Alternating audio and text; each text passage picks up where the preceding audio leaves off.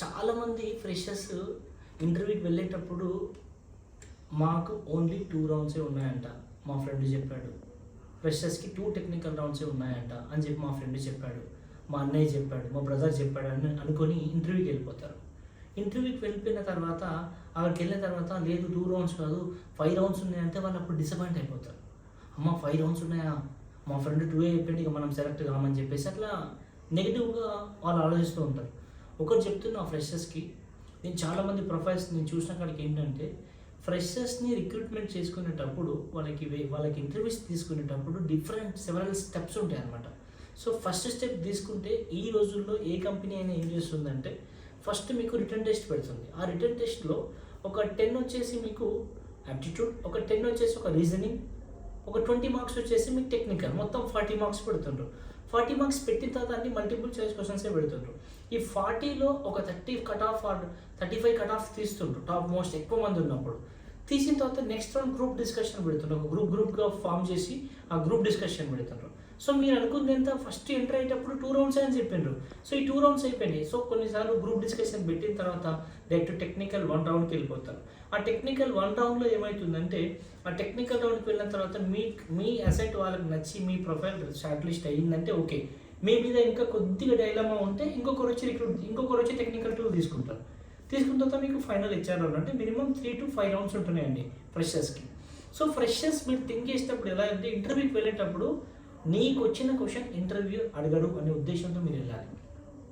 నాకు వచ్చిన question interview అడగాలనే ఉద్దేశంతో పోతే ఇంటర్వ్యూకి పోయిన తర్వాత ఫస్ట్ క్వశ్చన్ నాకు తెలియని క్వశ్చన్ అడిగింది అనుకో, నువ్వు అప్పుడు ఏమైతావు, డిసప్పాయింట్ అవుతావు. అరే నేను నేర్చుకోలేదు ఈ క్వశ్చన్ అని చెప్పేసి. ఫస్ట్ నేను థింకింగ్ ఎట్లా ఉండాలంటే నేను నేర్చుకున్న క్వశ్చన్స్ ఏది కూడా ఇంటర్వ్యూలో అడగడు, కొత్త క్వశ్చన్స్ అడుగుతారు. ఆ క్వశ్చన్స్ని నేను ఎలా మేనేజ్ చేయాలి అని తెలుసుకుంటే నీకు 100% జాబ్ వస్తుంది. కొద్దిమంది 2 రౌండ్స్ అవుతుంది, 3rd రౌండ్ ఎప్పుడు సెలెక్ట్ కావాలి వాళ్ళు. ఇంకా 2 ఇంటర్వ్యూస్ పోతారు, 3 ఇంటర్వ్యూస్ పోతారు. 2 ఇంటర్వ్యూస్లో కూడా only first round, second round return test and group డిస్కషన్లో సెలెక్ట్ అవుతారు, టెక్నికల్లో అవుతలేరు. అప్పుడు వాళ్ళు ఏమనుకుంటారు తెలుసా, ఇంకా నాకు ఈ సెట్ కాదేమో, నాకు ఈ జాబ్ రాలేదేమో అని చెప్పేసి వాళ్ళు నెగ్లెక్ట్ చేసేసుకొని వద్దులే నేను ఎక్కడైనా నాన్ఐటీ కన్నా ఎక్కడైనా పోతా అని చెప్పేసి అలా వెళ్ళిపోవద్దు. ఫ్రెషర్గా పేషెన్సీ మీకు చాలా చాలా ఇంపార్టెంట్ అండి.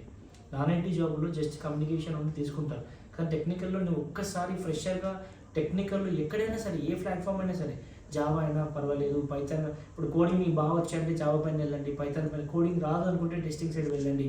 సో ఏ ప్లాట్ఫామ్ అయినా మీకు ఫ్రెషర్గా మీకు అవకాశం వచ్చిందంటే మీకు చాలా లైఫ్ అనేది చాలా స్మూత్గా వెళ్ళిపోతుంది. ఐటీలో ఐటీ మిమ్మల్ని చాలా మంచి పొజిషన్కి తీసుకుపోతుంది ఒకవేళ మీరు ఐటీని నమ్మినట్టయితే. ఓకేనా, ఫ్రెషర్ ఎవ్వరు కూడా ఈ వీడియో మెయిన్ కంటెంట్ ఏంటంటే చాలామంది ఫ్రెషర్స్ వాళ్ళకి అనుకున్నట్టుగా ఇంటర్వ్యూ ఉంటుందేమో అని చెప్పేసి వాళ్ళు ఎస్టిమేషన్కి వెళ్ళిపోతుంటారు, కానీ అక్కడ పోయినాక ఇంటర్వ్యూ చేంజ్ అవుతుంది. సో ఫస్ట్ మనం ఏమైనా ఆలోచిద్దాం, అక్కడ ఇంటర్వ్యూ పోయిన తర్వాత వాళ్ళని మనం అర్థం చేసుకోవాలి. మనకు నచ్చినట్టు వాళ్ళు రౌండ్ పెట్టరు, వాళ్ళకి నచ్చిన రౌండ్లలో మనం పర్ఫార్మెన్స్ ఇవ్వాలి. వాళ్ళు ఏం క్వశ్చన్ అడుగుతుంటో ఆ క్వశ్చన్ తాలూకా స్టఫ్ మనం ఇస్తే మన ప్రొఫైల్ సింక్ అవుతుంది. ఓకే, సో మనం ఆలోచించినట్టుగా ఇంటర్వ్యూలు ఉండవండి. ఈ మెయిన్ కంటెంట్ ఏంటంటే ఈ వీడియో తాలూకా ఎవరైతే అలా థింక్ చేస్తున్నారో అలా థింక్ చేయకూడదు. మీరు డెఫినెట్గా మిమ్మల్ని మీరు నమ్ముకోండి. ఒక 3 ఇంటర్వ్యూస్కి పోయి ఫెయిల్ అయితే ఎక్కడ ఫెయిల్ అవుతున్నామో ఇంటికి వెళ్ళిన తర్వాత ఆలోచించండి. 4th ఇంటర్వ్యూలో ఈ 3rd ఇంటర్వ్యూలో జరిగిన మిస్టేక్స్ 4th ఇంటర్వ్యూలో చేయకండి. 5th ఇంటర్వ్యూకి పోండి. ఓకే, నా దగ్గర ఉన్న ప్రొఫైల్ మినిమం 17 ఇంటర్వ్యూస్ పోయినారు. 17 ఇంటర్వ్యూస్ పోయిన తర్వాత 18th ఇంటర్వ్యూకి వాళ్ళకి ఆఫర్ వచ్చింది.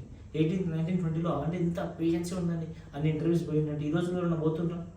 అంటే పేషెన్సీ, ఒక మంచి పొజిషన్ రావాలి అంటే, లైక్ మంచి ప్యాకేజ్ రావాలి అంటే, మీకు అనుకున్న కంపెనీలో జాబ్ రావాలి అంటే కొద్దిగా పేషెన్సీగా ఆ కంపెనీకి ఏమైతే అవసరాలు ఉన్నాయో ఆ అవసరాల తాలూకా రిక్వైర్మెంట్ తాలూకా వర్క్ నేర్చుకొని ఎప్పుడు వేకెన్సీస్ పడతాయని వెయిట్ చేస్తారనుకోండి, డెఫినెట్గా మీకు ఆఫర్ రావడం జరుగుతుంది.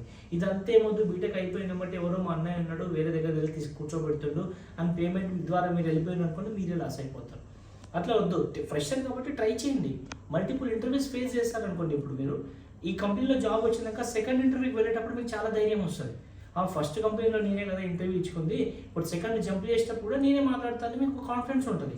ఓకేనా, సో ఫ్రెషర్గా ఎవరు ఇంటర్వ్యూకి వెళ్ళినా కూడా కాన్ఫిడెంట్గా మాట్లాడండి. ఎన్ని రౌండ్స్ ఉంటే అన్ని రౌండ్స్ మీరు క్రాక్ చేయడానికి రెడీగా ఉండండి. Communication must and should important ఫ్రెషర్కి చూసేది.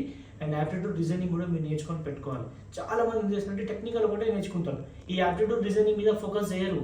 యాప్టిట్యూడ్ రీజనింగ్ కూడా ఫోకస్ చేయాలి. మీరు చదువుకునేటప్పుడు మీరు టైం షెడ్యూల్ ఎట్లా చేసుకోవాలి అంటే మార్నింగ్ 9:30 to 11:30 వరకు టెక్నికల్ మీద పెట్టుకోవాలి. 11:30 to 2 hours టెక్నికల్ పెట్టుకోవాలి. 11:30 to 12:30 వరకు మీరు యాప్టిట్యూడ్ పెట్టుకోవాలి. 12:30 to 1:30 రీజనింగ్ పెట్టుకోవాలి. 1:30 to 2:30 లంచ్ చేసుకోవాలి. మళ్ళీ 3:30 to 4:30 group discussion, English communication నేర్చుకోవాలి. మళ్ళీ 5:30 to 6:30 డైలీ స్టేటస్ని ప్రిపేర్ చేసి పెట్టుకోవాలి. ఫ్రెష్ ప్రిపరేషన్ ఇలా ప్రిపేర్ చేసుకుంటే డెఫినెట్గా విత్ ఇన్ 3 to 4 monthsలో మీ ఆఫర్ మీ చేతిలో ఉంటుందండి. ఓకేనా?